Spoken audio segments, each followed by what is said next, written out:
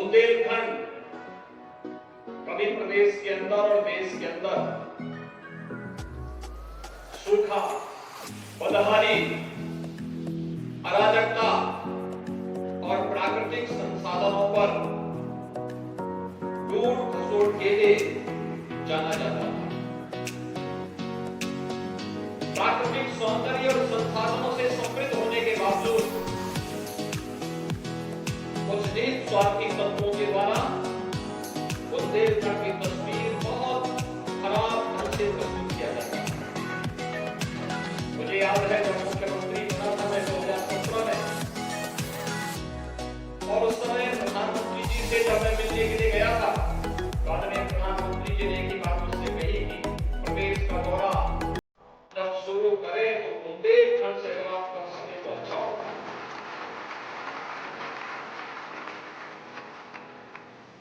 मैंने जानने का प्रयास किया कि आखिर बुंदेलखंड क्यों। प्रधानमंत्री जी ने कहा कि जो तस्वीर बुंदेलखंड की प्रस्तुत की जाती है, बुंदेलखंड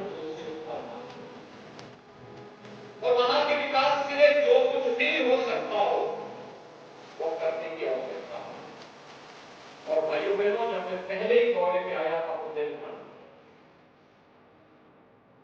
तो बुंदेलखंड के लिए उस समय हम लोगों ने घोषणा की थी बुंदेलखंड एक्सप्रेसवे की, और उसके बाद आज बुंदेलखंड विकास की नई ऊंचाइयों को छूता हुआ है। बुंदेलखंड एक्सप्रेसवे को प्रधानमंत्री जी ने इसी वर्ष राष्ट्र को समर्पित कर दिया।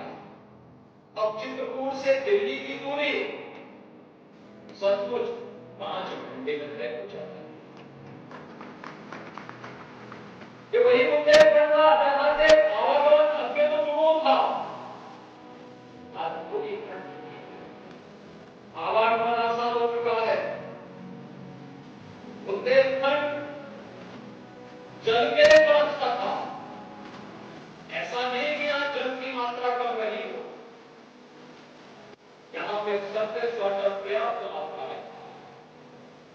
और हम आभारी हैं प्रधानमंत्री मोदी जी के, जब हम लोगों ने बुंदेलखंड की पेयजल स्कीम को बनाया था, भारत सरकार ने जल जीवन मिशन को बनाया, और उसके बाद आज की स्थिति यह है कि बुंदेलखंड के हर गांव और हर घर तक शुद्ध धारों का पानी पहुंचाने के हम नजदीक पहुंच चुके हैं, और बहुत शीघ्र बुंदेलखंड के हर घर में शुद्ध पेयजल की आपूर्ति हम लोग करेंगे।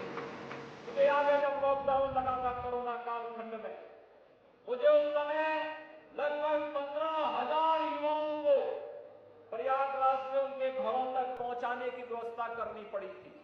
और तब हम लोगों ने कहा था कि प्रयागराज के नौजवान हो या उत्तर प्रदेश का कोई भी नौजवान, उनके लिए उनके कैरियर काउंसलिंग के लिए सरकार एक अच्छी सुविधा देगी। और मुझे बताते हुए प्रसन्नता है, अभ्युदय कोचिंग की व्यवस्था आज हम प्रदेश के हर जनपद में प्रारंभ कर चुके हैं। और प्रयागराज में जो नौजवान परीक्षाओं की तैयारी कर रहा है, मैं उन्हें इस बात के लिए आश्वस्त करता हूं कि अब उनके जीवन के साथ कोई खिलवाड़ नहीं कर सकता है।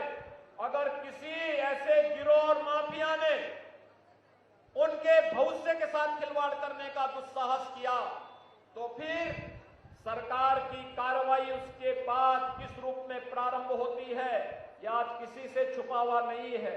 आज बुंदेलखंड में बेहतर कनेक्टिविटी हुई है, और उससे भी आगे बढ़ करके बुंदेलखंड के नौजवानों को नौकरी और रोजगार भी मिला है। बुंदेलखंड डकैती से मुक्त हुआ है, और बुंदेलखंड में माफिया और अपराधियों का बोलबाला समाप्त हुआ है। ये जो माफिया यहां पर गरीबों की संपत्ति पर कब्जा कर लेते थे, व्यापारियों की संपत्ति को हड़प लेते थे, सत्ता की धमक दिखा करके प्रशासन को दरकिनार करके राह चलते हुए लोगों का जीना हराम करते थे, यहां के संसाधनों पर लूट खसोट करते थे। आज आप देख रहे हो कि ब्याज सहित इसकी वसूली सरकार ने प्रारंभ कर दी है। स्मार्ट सिटी मिशन के अंतर्गत 2019 में बना प्रयागराज का ICCC इंटीग्रेटेड कमांड